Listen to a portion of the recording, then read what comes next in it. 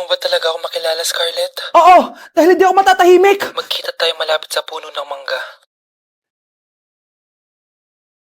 Ako ikaw, Scarlett. Galing ako sa future. Paano? Paano nangyari yun? Basta, Scarlett, ayusin mo yung mga desisyon mo sa buhay, ha? Sige na, baka mahuli pa ako ng mga humahabol sa akin. Sandali! Sino humahabol sa'yo? Sino ba yung humahabol sa kanya? May mangyayari ba masama bukas? Bakit di pa siya tumatawag sa akin? Nay, si Biana po, pumasok sa school? Gumala daw kasama yung mga kaibigan niya. Tumatawag? Hello? Si Scarlett po ba to? Kaibigan po to ni Brianna. Nakidnap po siya kanina. Hindi ko po alam anong gagawin. Tulungan niyo po kami. Sinakay po siya sa van. Nay! Si Brianna! Nakidnap! Diyos ko! Anong gagawin natin, anak? Bakit tayo mo sumagot? Sabihin mo sa akin anong gagawin ko. Nay! Nay! Saan pumunta si nanay? Scarlett, dyan ka lang ha. Pupuntahan ko yung mga kidnapper. Napakadelikado naman ang ginagawa mo, Nay! Diyos ko, anong gagawin ko? Hello? Buti naman tumawag ka na. Alam mo, kasalanan mo lahat to eh. Kung pinaalam mo sana na makikidnap si Brianna, hindi sana pinigilan ko siya. Scarlett, may malaki tayong problema. Nasa bahay niyo yung humahabol sa akin. Magtago ka na. Scarlett! Nay. Oo, Scarlett. Galing ako sa future. Ikaw ba yung humahabol sa isang Scarlett? Hindi ko na siya kailangan. Ikaw ang solusyon. Solusyon saan? Dahil sa paulit-ulit na pagbabalik niyo sa nakaraan, lalong lumalala ang sitwasyon namin. Hindi ko maintindihan. Kailangan mo na mamatay! Matagal na dapat kaming patayin ni Brianna. Pilit mong binabalikan na nakaraan. Kaya ikaw ang papatayin ko. Nay! Panaginip ng pala lahat yun. Oo anak, okay ka lang? Si ate kasi panay puyat kaya ganyan siya. Nay, Brianna, buhay kayo? Oo ate, buhay kami. Anak, sumama ka na sa amin. Sumama ka sa akin.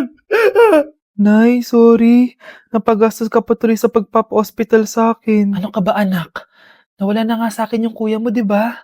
Ayoko namang mawala ka din sa akin. Hello po, good morning. Dok, ano po balita? Makakalabas na po ba si Scarlett bukas? Ma'am, may good news po ako. Pwede na po lumabas si Scarlett bukas. Salamat sa Diyos! Hindi na ako magiging pabayang ina. Ayoko na maulit yung nangyari sa kuya mo. Nay, ano pala nangyari kay kuya? Hindi mo pa nakakwento sa akin yun. Ha? Bata pa yung kuya mo anak nung nawala ko siya sa palengke. Mare, magkano tong sitaw? 50 na lang sa'yo, Mare. Ang mahal naman, Mare. Pwedeng 20 na lang to. Mga laruan ba yun? Ang ganda nun na. O siya, sige na, kumare naman kita eh. Ayun yung gusto ko sa'yo eh. Tara na, anak. Anak, anong lugar na to? Nasaan yung batang yun? Nasaan na si nanay? Nay! Anak! Ate, may nakita po kayong bata dito? Ay, wala po akong nakita eh. Nasaan na ba yun? Anak! Simula noon, hindi ko na nakita yung kuya mo, Scarlett. Hanggang sa may pumuntang pulis sa bahay natin. Ang sabi nila, patay na daw siya. Grabe naman yung nangyari kay kuya, Nay. Ang lungkot naman po pala nung nangyari sa kuya ni Scarlett. Sige na po, ma'am. Kailangan ko pa po bisitahin yung mga ibang pasyente. Sige po, Dok. Salamat po. Anak, ang importante, makakauwi ka na bukas. Opo, Nay. Makakapag-thirst trap na ako ulit.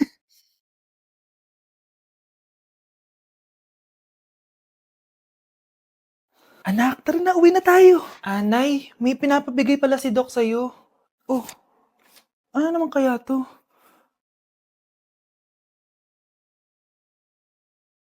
Paano nangyari yun?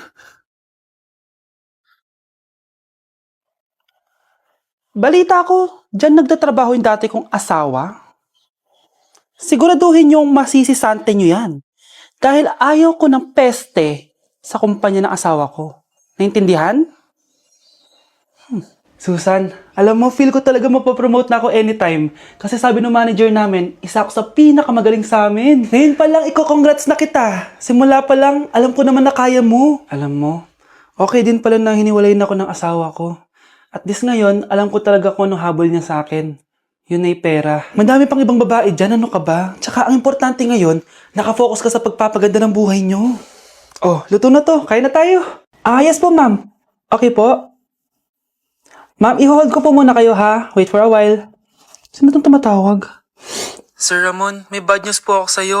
Ayaw ka po ng boss namin. Ano? Kaya tatanggalin ka sa trabaho. Anong tanggal lang sa trabaho, ha? Utos lang po sa amin. Hindi pwede yun. Sorry sir, humanap ka na lang po na ibang trabaho. Bakit puro na lang kamalasan dumadating sa buhay ko? Ay. Si Michael ba yun? Michael! Scarlett? Bakit pinauna mo ako umuwi kahapon? Eh di ba palagi tayo sabay umuwi? May ginawa ako. Tsaka baka magselos yung nagbigay ng bulaklak sa'yo. Para ka namang ano dyan? Tsaka alam mo, na-realize ko, hindi ko na pala siya crush. Tara na nga, manood na lang tayo ng movie sa bahay, yung horror. Sige na nga. Michael? Ma? Ano ginagawa mo dito, ha? Get in the car. Uuwi na tayo. Di ba sabi ko sa'yo, nababoard ako sa bahay, kaya umalis ako? Michael, siya yung nanay mo? Kilala mo nanay ko? At sino naman tong babaeng kasama mo, ha?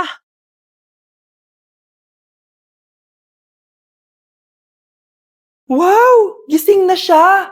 Ang pala mo nandito sa bahay. Nay, wag ngayon please. Alam mo, bilib din ako sa'yo eh. Wala na nga tayong makain, nagpabuntis ka pa. Buti pa yung anak ni Rosa, pag-aaral ang inatupag. Nakakawalang gana. Yan, umalis ka. Diyan ka magaling. Kasalanan mo to! Sinira mo yung future ko! Ate, please, tigilan mo yan. Walang kasalanan yung bata. Hindi! Dahil dito, galit sa akin si nanay. Kaya dapat mawala na to! Ate, wag! Ate! Anak, kain ka na. Nay, sorry anak ha sa mga sinabi ko. Hayaan mo, babawi ako sa'yo ha. Thank you, Nay. Nay, sumasakit yan ko. Nay. Oo, yung pinag-usapan natin ha. Hihintayin ko ng mga anak tong babaeng to. Pag nabigay ko na yung bata, ibigay mo na agad yung pera sa akin ha. Balak ibenta ni nanay yung anak ko. O anak, okay ka lang? Walang hiya ka, Nay! Ang sama mo! Akala ko, totoong nagbago ka na. Pera pa rin pala yung nasa utak mo. Abay, bakit? Wala ka nang pakinabang dito. At least yung anak mo, mapapakinabangan ko. Wala ka namang papakain dyan eh. Napakasama mo! Lalayas na ako sa impyernong to! Sige, lumayas ka! Sino tinakot mo? Tignan natin kung saan ka pupulutin. Hello, Bes. Hello, Bes. Kilala mo ba si Edward? Oo, Bes. Siya yung ama ng dinadala ko. Mayaman pala sila, Bes. Gusto kanyang makita kasi gusto niyang panagutan yung baby mo. Talaga? Oo, Bes. Ito na yun, Bes. Bes, hindi mo na kailangan magtiis na nanay mo. Hindi pwedeng anak ko lang ang makikinabang sa yaman ng lalaking yun. Dapat ako din.